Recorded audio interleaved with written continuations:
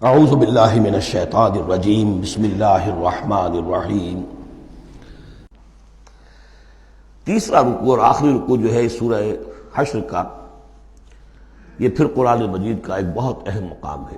میں آج سوچ رہا تھا کہ میں بار بار جو کہتا ہوں آپ سے، یہ قرآن کا بہت اہم مقام ہے، یہ قرآن کا بہت اہم مقام ہے، تو اس کی بھی ایک حقیقت سمجھ لیجئے۔ قرآن حکیم میں تو کوئی ایک حرف اور ایک لفظ بھی غیر اہم نہیں ہے، البتہ مختلف اعتبارات سے مختلف مقامات کی ایک ریلیٹیولی زیادہ اہمیت ہے۔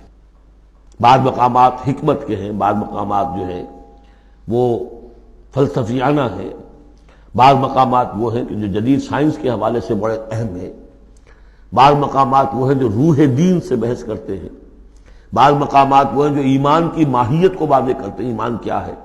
تو اس اعتبار سے یقیناً مختلف مقامات جو ہیں وہ مختلف اعتبارات سے اور حیثیتوں سے وہ زیادہ اہمیتوں کے حامل ہیں۔ اب یہ جو 7 آیتیں ہیں اس رکوع کی، تیسرے رکوع کی، اس میں فلسفہ، تصوف، پھر یہ کہ اس میں سب سے بڑا جو آ رہا حصہ وہ یہ ہے کہ جیسے 6 آیتیں سورہ حدید کی تھیں کہ جن میں اللہ کے اسماء و صفات کا ذکر ہے، جن میں تفصیل سے گفتگو نہیں کر سکا اور نہ اس کا موقع تھا، تو اسی طرح کا ہم وزن جو ہے 3 آیتیں آ رہی ہیں سورہ حشر کے آخر میں۔ قرآن حکیم میں اسماء خداوندی کا سب سے بڑا گلدستہ، 16 اسماء ایک جگہ پر اور کہیں نہیں ہے، 8 اسماء ایک آیت میں، الملک القدوس السلام المومن المہیمن العزیز الجبار المتکبر سبحان اللہ عما یشرکون، ایک ہے۔ تو اس اعتبار سے یہ حصہ بہت اہم ہے۔ فرمایا یا ایھا الذین آمنوا اتقوا اللہ ولتنظر نفس ما قدمت لغد واتقوا اللہ ان اللہ خبیر بما تعملون۔ اہل ایمان اللہ کا تقوی اختیار کرو، اور چاہیے کہ ہر جان یہ دیکھتی رہے کہ اس نے کل کے لیے کیا آگے بھیجا ہے۔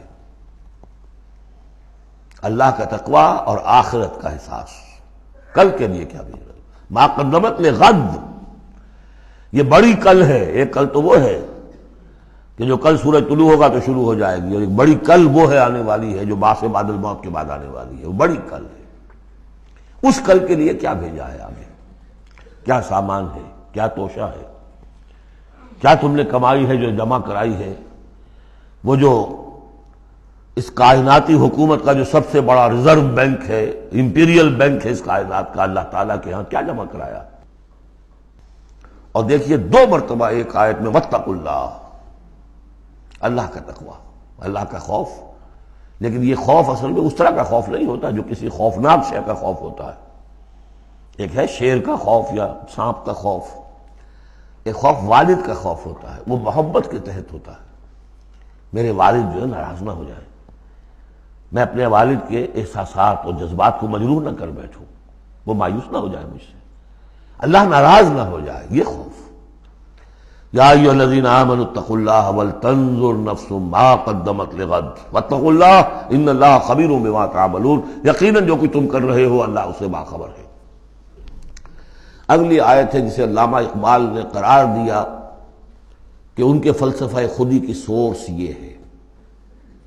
سید نذیر نیازی نے ہمارے ہاں قرآن کانفرنس میں باقاعدہ بیان کیا، ان کے مضمون میں بھی موجود ہے یہ، کہ میں نے حضرت علامہ سے یہ سوال کیا کہ آپ کے فلسفہ خودی کے بارے میں بڑی جیب گوئیاں ہوتی ہیں، کوئی کہتا ہے کہ فلاں نٹشے سے آپ نے اخذ کر لیا ہے، فلاں سے کر لیا ہے، آپ بتائیے کہ آپ کے فلسفہ خودی کی سورس کیا ہے۔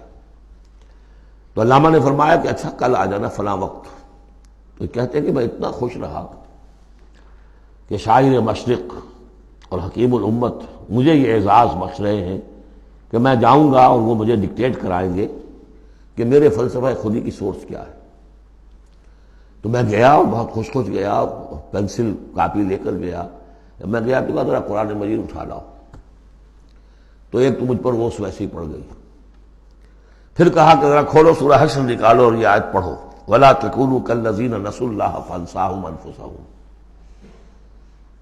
أُولَٰئِكَ هُمُ الْفَاسِقُونَ۔ یہ ہے میرے فلسفہ خودی کی سورس۔ دیکھنا مسلمانوں، ان لوگوں کی طرح نہ ہو جانا جنہوں نے اللہ کو بھلا دیا۔ تو اللہ نے انہیں اپنے آپ سے غافل کر دیا.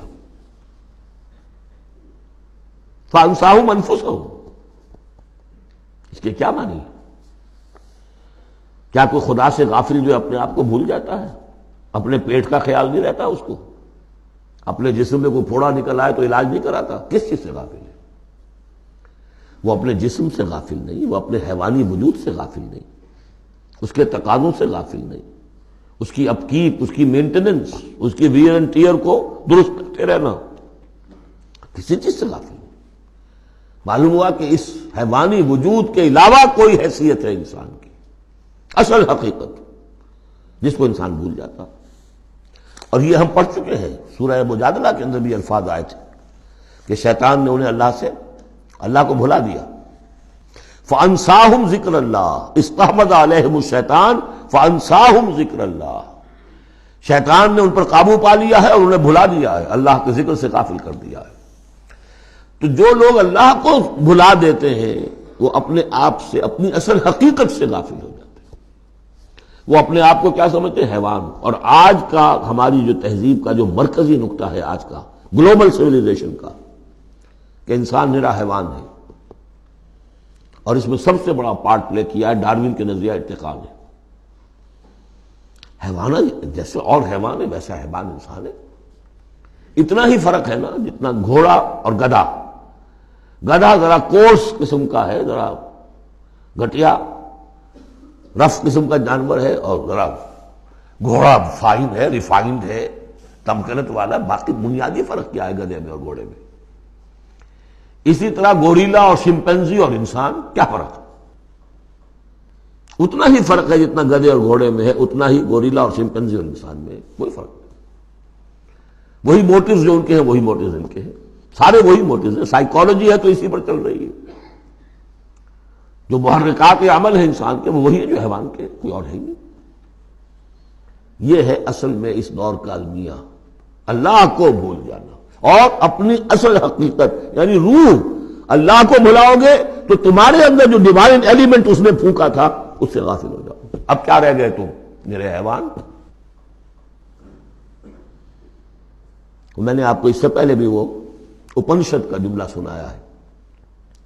Man in his ignorance identifies himself with the material sheaths which encompass his real self. Real self تو میری انا ہے، میری خودی ہے.